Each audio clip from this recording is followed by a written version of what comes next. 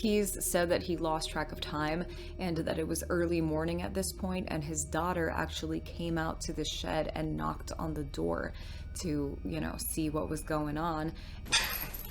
And I said, yeah, go back inside, eat your breakfast. He said at this point he had to slip in and out of the door. He could barely open it, or you would be able to see Samantha's body lying on the table. Boy, after that, I remember thinking I had a lot to do. I hadn't really figured out how I was going to pull it off.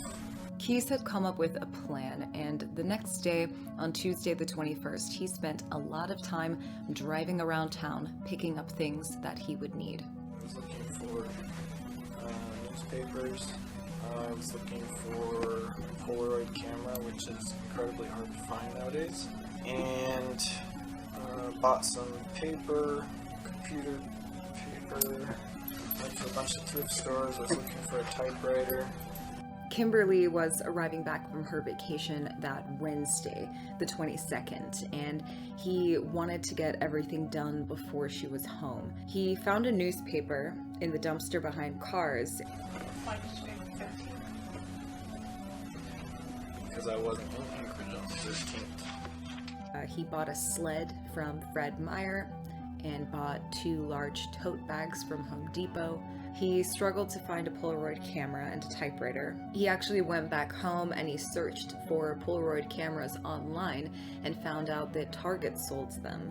It was late afternoon by then, and his daughter was out of school, so he went and picked her up, and they went to Target together.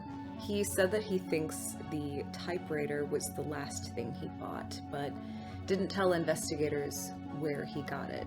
At this point, he still didn't have film for the Polaroid camera, and he found a place online that sold it at a Target in Wasilla, which was about a 45-minute drive from Anchorage.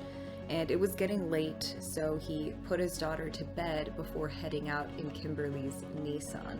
Yeah, I waited until this lady made sure she had her cell phone there by her bed, and I woke off. He picked up the film and then drove around to look for a lake to dump Samantha's body, but said that he got lost. He said that he remembers the roads were really bad and that there was black ice that day. The next day, Kimberly arrived back in town and Israel went to the airport to pick her up. And he said that it was business as usual for the next couple of days. I just remember that I wasn't going to do anything in the shed until she was either at work or off somewhere with her friends at night, because sometimes when I'm out there working, she'll come out to pound on the door.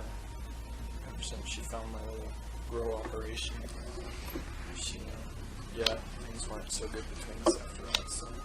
Keyes went to Walmart to buy makeup that was similar to Samantha's, and he was going to need a lot of it for what he had planned. He also bought fishing line and some needles.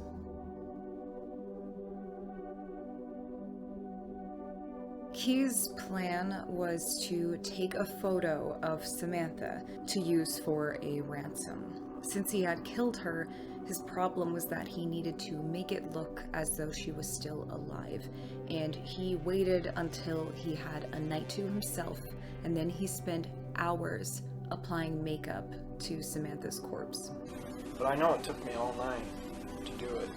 And she was still on the table, but, obviously she didn't look as good as when I first got her out.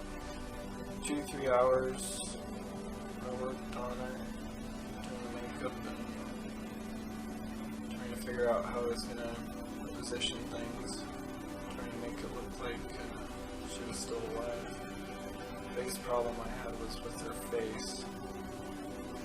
I could get the makeup to work, but her face was slack, so by then it was already getting to be morning.